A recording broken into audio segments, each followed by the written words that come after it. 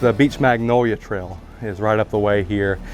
This is an upland hardwood forest, also known as a beech magnolia forest. There's going to be some really cool species. This area actually was affected by Hurricane Michael a couple years ago. Over 90% of our forest was completely wiped out by that storm. It was a Category 5 hurricane. So as we walk through this trail, we're going to see the park basically recovering. It's healing itself. So we're going to see a lot of young trees, a lot of young plants and shrub plants. Basically all that coverage that was there at one point is not there anymore. So we're going to see a lot of understory growth coming up. So, all right, you guys ready to start? Okay, follow me.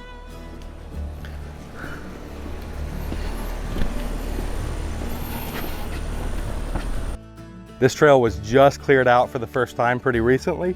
There's going to be some rough areas, there's going to be some stumps, there's going to be some large rocks. So please watch your step at all times. So over here to my right, your left, is the needle palm. This is all over the Florida Caverns State Park and all over Florida for the most part. It is a gorgeous plant. It stays green for most of the year. Sometimes it can have yellow to purple leaves. And the reason it gets its name, the needle palm, is at the very base of this plant is a needle. So I got one right here to show you guys. It's very long, very sharp needle. These are there to protect the fruit that is in the middle of those. And this was actually very useful to Native Americans that settled here. They actually use these for puncturing leather. They use these for hairpins. They use the leaves on here. They would shred it up, use it either for rope or thatch.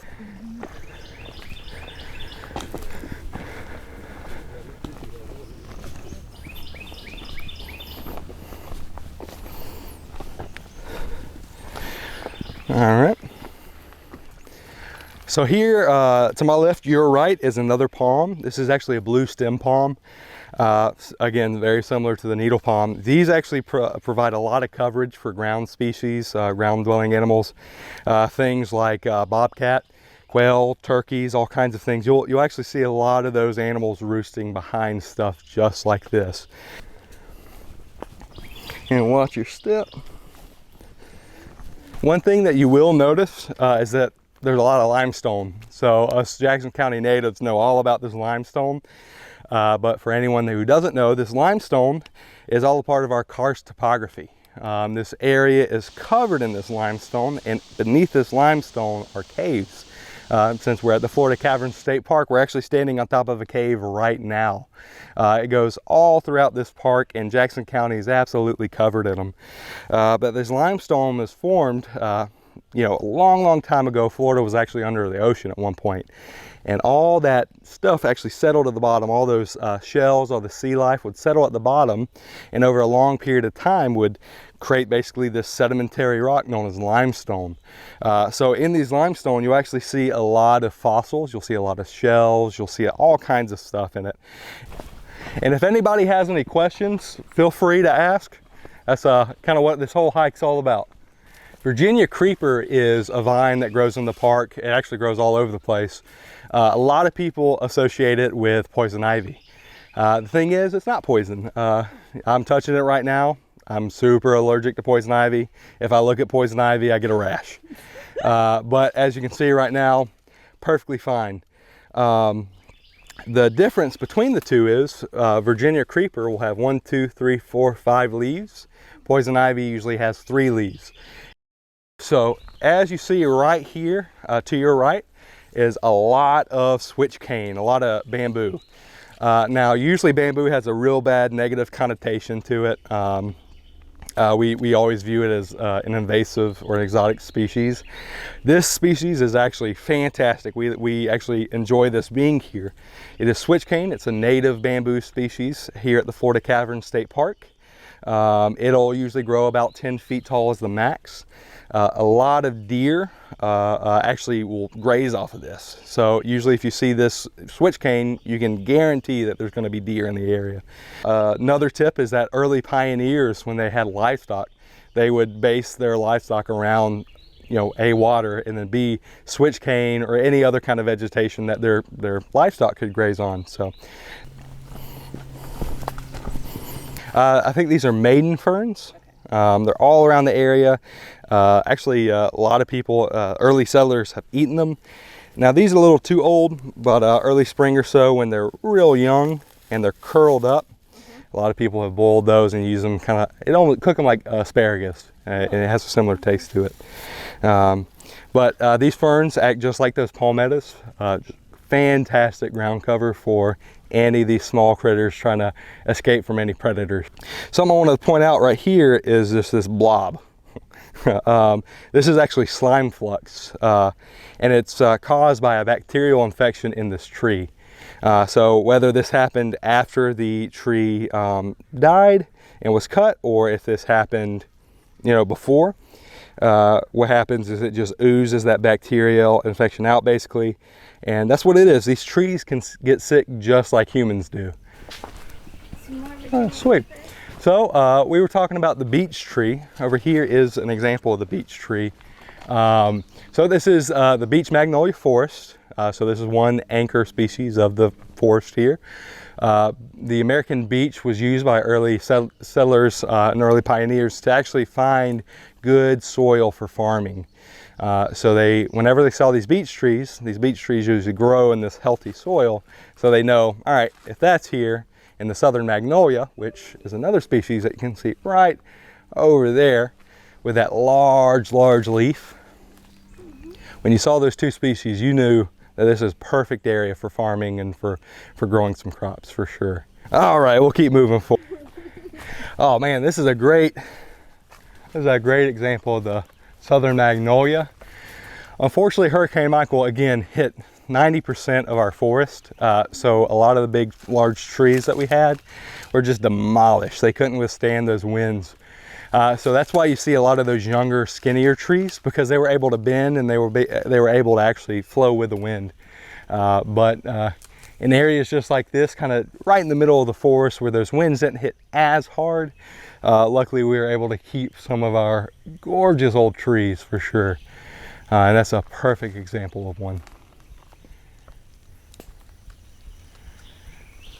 How old is it? All right. So I don't know if you see these brightly colored berries over here to your left, but these are dewberries. All right, I grew up eating these things. They're very closely related to blackberries. They grow on briars, however, or brambles instead of bushes. So you have to be careful because there are thorns on these guys. But they're absolutely delicious, and animals love them. Birds, turtles, squirrels, quail, I mean anything comes out here and eats these. Honestly, this spring is the most I've seen them in this park. I don't know if there's, it's opened up, more sunlight's getting through to this to the floor right here, and that's why they're growing like this. But hey, I'm very glad to have them because these berries mean wildlife, and we love to have this wildlife in our park for sure. Oh, this is a good plant right here. So right over here we have a buckeye. They're growing like weeds right now. We love to have them for sure. They're actually going to have beautiful flowers coming up hopefully pretty soon. But we have these buckeyes, and they actually resemble that Virginia creeper with 1, 2, 3, 4, 5 leaves on it. So a lot of people really confuse them. I know I for sure, when I first saw this, I went, why is a Virginia creeper just growing on the ground and not on a tree? Actually, yeah, so compare that right there to that Virginia creeper growing. So right over here, right behind you guys actually is a sweet gum tree. Sweet gums grow all over the park right now. It's an example of a native species, however invasive species. So we like to keep them here because again, they are native, and the sweet gum balls do provide food for animals for sure, but they're absolutely everywhere. And I did learn that the reason they get their name sweet gum tree is that they do produce almost like a sap or a sap on there that early pioneers would actually chew on. And I thought that was really cool. And it's only certain times of the year that you can do it. So I attempted it. I don't recommend it. What we're used to as sweet is not sweet compared to what they had. But that is, apparently that is the origins of the sweet in the sweet gum tree. We're actually getting very close to the exit of the cavern, and we'll kind of peek in. But areas like this, so you'll get to see all the moss in the light gray and brown patches. You're going to have lichens, and great view, great sight. So right here, I already have it on me for sure at some point. I haven't touched it, but I looked at it. We have our poison ivy, the 3 leaves, and oh, perfect. So you can see how these 3 leaves look somewhat similar to these 3 leaves. All right, one flower I want to show you is very, very common. The other one, not so much. Right over here, we have what we call shepherd's nettle. It is a common weed that you can find almost everywhere. You can find it in your yard. You can find it on the side of the road. I've seen this stuff growing through concrete before. But it's absolutely everywhere. And this is another example of an edible flower. You can eat the flower, you can cook the greens. Before the grocery store was out here, this is one of the things that early settlers looked for were these flowers. Can you point to it again? Yeah, absolutely. It's this one right here. Oh, see them everywhere. And you actually see some bugs on it right now, eating on it.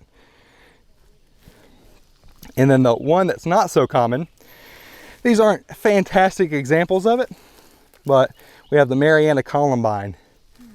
You guys see it? That red one with the yellow on it. There's one over there as well, kind of hiding. These are actually an example of an Appalachian species that actually grow specifically here and really not too many other places. This area really resembles the mountainous region with all the karst topography and the hills that we have here. So again, this is a fantastic example. Is she okay? What? You said a snake? Hey, let's go see if we can check it out. Okay. See what we got. Hey, it's a great learning example. Where at? Oh, beautiful. Cool. You see him right there? It's a black racer. And he's curled up right now. He ain't messing with anybody. Hey, if you want to, I'll stand in between you guys. You can go past me. Shut up. I hate you so much right now. You good? Yeah, he ain't gonna hurt anybody. He's just trying to hang out, enjoy that sun. Mariana columbine's located here. Is that why they're named that? Yeah. So they're native. They're native here, and I think this specific species was only found here.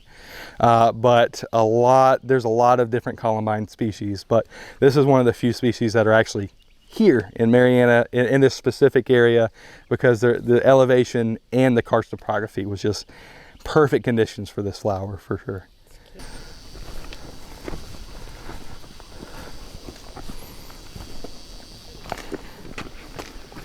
So there's 2 things I want to point out here. The first thing is over here to your right is the floodplains. So this is an open area. We can actually see it. You can see a lot of the down trees, the down tupelos, some of the small cypress that we had out there. There's still a lot of root knots out there. But whenever the river is flooding, you'll see a lot of water over here. Some of the key species that you'll see are going to be otters, beavers, wading birds, and alligators out here. Usually right after a tour, when it's flooding, I like to hang out up here and see what all I can see. Every now and then you'll see an otter pop its head up here and there. And then my favorite was a beaver when it slapped its tail on the water. It was very noticeable. And then the second thing I wanted to point out over here to your left is the exit of the cavern. So whenever they do their cavern tours, they exit this way. Sometimes you can see bat species in there, like the tricolor bat. But feel free to walk in there. You'll notice a very, very drastic temperature change. It's about 90-something degrees out here today. You walk in there, it's going to be a cool 65 degrees. Native Americans use caves like these all the time. They use them for A, shelter, and sometimes B, as even a refrigerator. I mean, let's say they get a deer, clean up the deer, and they want to store it for a little longer. Instead of it being spoiled within a couple hours in this 90-degree heat, they would take it in these caves, keep it in there where it'd last a lot longer. Heck, they even use some of these caves as trash cans. We have a cave called Pottery Cave where they literally just was a hole in the ground, and they just threw animal bones, they threw broken pottery, flint, all kinds of stuff. So they did use these caves very extensively. But if y'all want to, y'all can kind of poke your head in, watch your head. There's some low areas, and watch for snakes. Sorry. That was gonna ask that question. Yeah. All right. You want me to go in with Yeah, you? go in Okay. with Yeah, well, me and you can go in and. I'm claustrophobic, Rachel. but I'm gonna try. Yeah. Rachel, we have such a bond right now. Oh, I mean, it's a lot cooler. it's so cool in here. That's cool. I do not see any snakes. You look like you're in the clear, but hey, you do have a fantastic skill of actually finding them.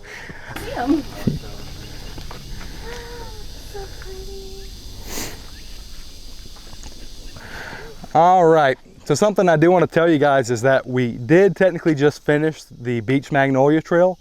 We're going to follow the sidewalk back to the visitor center, but you guys were the first people to do a nature walk in the caverns, or at least in the park, since Hurricane Michael hit us. This is the first trail that was opened back up to the public, so thank you all so much for that. It was a lot of fun to actually come back on here and do these trail walks again. If anyone ever wants to do a nature walk with the park, you can call us at 482-1228. That was 850-482-1228 at the Florida Caverns State Park, or you can email one of the rangers.